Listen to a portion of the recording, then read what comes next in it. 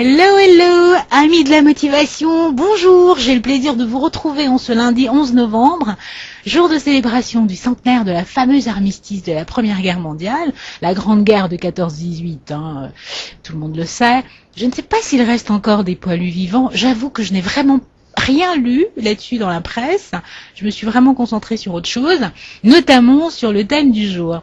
Et le thème que je vous propose d'aborder en ce lundi porte sur l'importance de trouver son propre chemin, trouver sa propre voie dans la vie.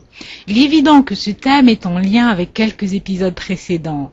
Je pense notamment à l'épisode sur l'estime et la confiance en soi. Ça demande une certaine confiance en soi de trouver son chemin. Je pense également à l'épisode sur les doutes et comment les surmonter. Parce qu'effectivement, quand on a de multiples doutes, il est difficile de trouver son propre chemin. Mais justement, on peut y arriver. Et enfin, je pense au thème plus récemment abordé, puisque c'est celui de la quinzaine précédente, celui qui portait comme titre « L'enfer, c'est les autres, point d'interrogation, le poids du regard des autres ». Pourquoi ? Parce qu'effectivement, pour tracer son propre chemin, il faut pouvoir se détacher de celui que d'autres ont pu imaginer, décider ou influencer. Donc, vous noterez que depuis le début, tous les thèmes sont plus ou moins reliés les uns aux autres, et c'est normal, parce qu'ils font partie de vos préoccupations et que j'ai essayé de leur donner un certain sens, une certaine direction pour qu'il y ait une certaine cohérence aussi. Avant d'aborder le thème du jour, je vais faire 3 parenthèses d'égale importance. La première parenthèse est une question, une remarque, une suggestion qui a été faite à plusieurs reprises dans les commentaires du précédent lundi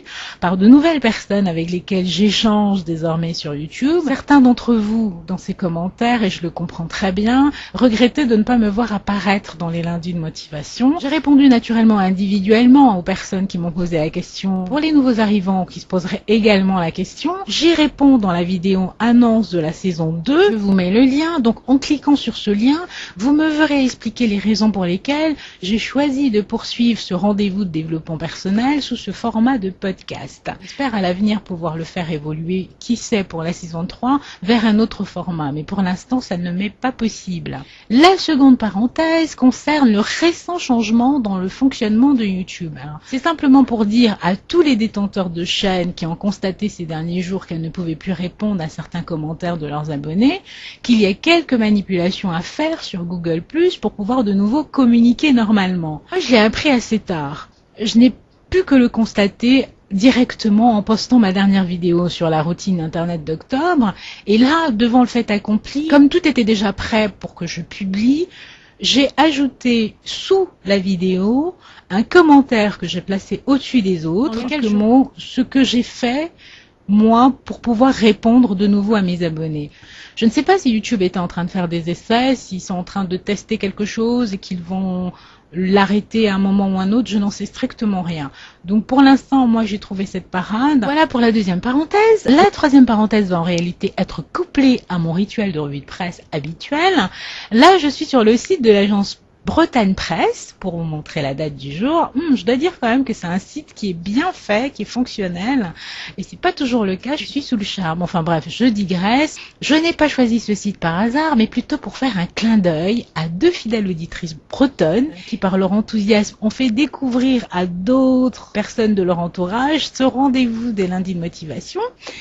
Et j'ai eu un bel écho à travers quelques mails très encourageants, ça m'a fait très plaisir. Je voulais en profiter pour faire un petit clin d'œil. Donc, Trougarez et Degemermat, aux amis bretons qui nous rejoignent, bonjour l'accent. C'est pas un code secret, J'ai simplement dit bonjour et bienvenue. Alors voilà, ça c'est fait. On va fermer toutes ces parenthèses et ouvrons grand notre thème du jour. Trouver son propre chemin. Je vais commencer par mettre en avant pourquoi, pour moi, c'est important de trouver sa voie, de tracer sa propre route dans la vie. Et ensuite, je vais suggérer quelques moyens de débroussailler un petit peu son horizon. Comme toujours, je pars de vous, de vos interrogations pour choisir et développer mes thèmes. Et là, force a été de reconnaître que vous êtes nombreux à avoir le sentiment de vivre une vie qui n'est pas la vôtre. De vivre une vie selon des habitudes, de vivre une vie selon des rites décidé par d'autres, de vivre une vie finalement pour laquelle vous n'êtes pas aux commandes. Manque de courage, envie de se conformer à la norme, peur du rejet. Il y a 1001 explications possibles au fait que beaucoup de personnes suivent des chemins tracés par d'autres.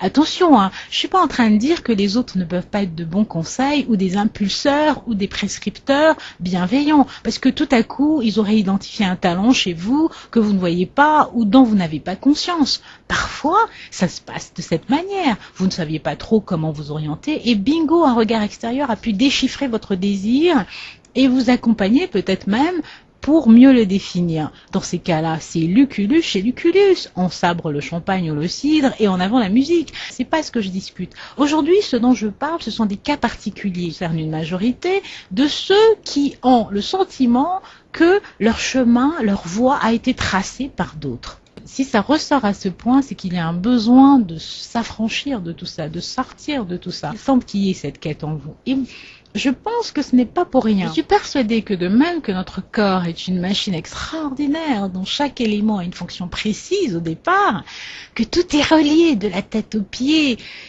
de même, chaque être humain, même ceux que l'on considère comme des handicapés, et on a des preuves vivantes de ça, chaque être humain a des talents, des aptitudes qui lui sont propres. Choisir son chemin, finalement, c'est choisir d'assumer les talents que l'on a reçus, de les développer et d'en faire quelque chose que l'on peut partager ensuite. Parce que quel intérêt d'avoir des talents, des dons, si évidemment on n'en fait pas profiter les autres. Enfin bref, ça c'est mon point de vue.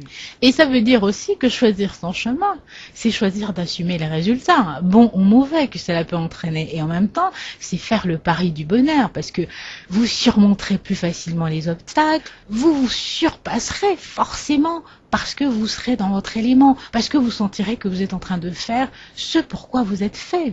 Quand vous avez trouvé votre voie, rien ne peut vous arrêter. Alors vous me direz, oui, ok, tu es bien gentil, Grâce, mais comment je fais, moi, pour trouver mon chemin L'année dernière, au mois de décembre, j'ai fait une remise en question totale dans ma vie. Il a fallu que je définisse à nouveau le chemin que je voulais prendre pour la suite. Et maintenant, la fameuse question, et maintenant, qu'est-ce que tu fais? J'ai fait ce travail seul d'abord, et ensuite j'ai eu la chance, quelques mois plus tard, d'être accompagnée sur certains points. Mais au départ, j'ai fait ce travail seul en 7 étapes. Mais c'est beaucoup trop long pour être inclus dans cette capsule que je veux comme assez synthétique. Ce que j'ai fait pour vous, j'ai scindé ce que j'avais mis en pratique pour vous constituer quelque part 3 étapes importantes de démarrage. C'est vraiment pour donner l'impulsion, pour voir plus clair dans ce qui pourrait être votre chemin personnel. Alors, la première chose que je vous propose, c'est d'identifier vos prescripteurs. Nous avons chacun les nôtres, c'est pour ça que ça ne peut pas être les mêmes pour tout le monde.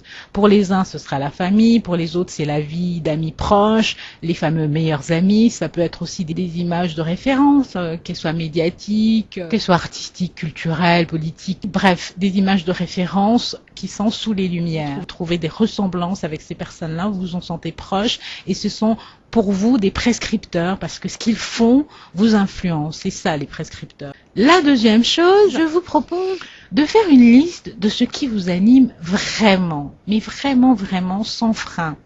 Laissez parler vos tripes, laissez parler votre cœur et mettez sans réfléchir ce qui vous met du baume au cœur quand vous le faites, ce qui fait que vous oubliez les heures. Vous voyez plus le temps passer quand vous faites ces choses-là. Vous êtes dans un état proche de l'état amoureux. Je ne vois que ça comme comparaison. Faites une liste de tout ce qui vous met dans cet état amoureux où vous vous sentez pousser des ailes.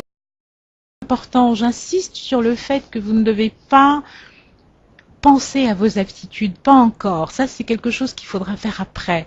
Et souvent, ce qui empêche les gens de trouver justement ou de choisir leur propre chemin, c'est ça, c'est qu'ils anticipent sur les aptitudes et ils font un blocage sur les aptitudes alors que nombreuses sont ces aptitudes qui peuvent s'acquérir avec le temps. C'est quelque chose que nous faisons naturellement, d'énumérer quelque chose que nous aimons et juste à côté de penser à tout ce qui nous empêcherait de le faire. Or, là, faites-vous violence. Prenez ce petit moment. Ne faites pas ça entre deux portes. Prenez ce petit moment tranquille de vous à vous pour faire ce genre de choses. Et là, dans la troisième partie, vraiment, je vais faire intervenir la notion de durée. Je reviens à la métaphore amoureuse dont j'ai parlé tout à l'heure, mais je vais en faire sortir la notion de temps. On a tous, enfin peut-être pas tous, mais je pense et j'espère la plupart d'entre vous, tous eu des béguins, des coups de cœur, des passions amoureuses, amicales. Mais il y a toujours une différence d'intensité. Ce que je veux dire par là, c'est que dans tout ce que nous aimons faire, nous avons un degré d'intensité et de persévérance différente. Et quoi qu'on fasse, pour en revenir aux amours ou aux amitiés très fortes, il y a des gens que l'on n'oublie jamais. Là, ce qu'il faut faire, c'est trouver dans la liste que vous avez fait précédemment, l'élément que vous aimez tellement faire, l'élément qui vous ferait penser à un de ces amours ou une de ces personnes que vous ne pouvez pas oublier. Ces 3 étapes sont des amortisseurs. Pour aller plus loin et faire un genre de tableau de bord qui vous donne une vision plus claire, il faut plus de temps parce qu'il y a encore 4 autres étapes. Pour terminer, je vous invite à accomplir un pas après l'autre, à vous faire confiance surtout, parce que vous êtes la personne la mieux placée pour savoir ce qui vous convient. Soyez optimiste, soyez curieux et vous serez surpris de voir à quel point suivre votre propre chemin peut être vraiment une aventure extraordinaire. Ce moment s'est écoulé à une vitesse incroyable. Mais ce n'est qu'un au revoir. 15 jours, ça passe vite. En attendant, vous avez toujours la possibilité de me rejoindre sur le blog. Actuellement, le dernier sujet est en anglais, mais je vous invite à jeter un œil à 2 événements intéressants dont j'ai parlé récemment en français. D'une part, il y a d'abord un événement parisien.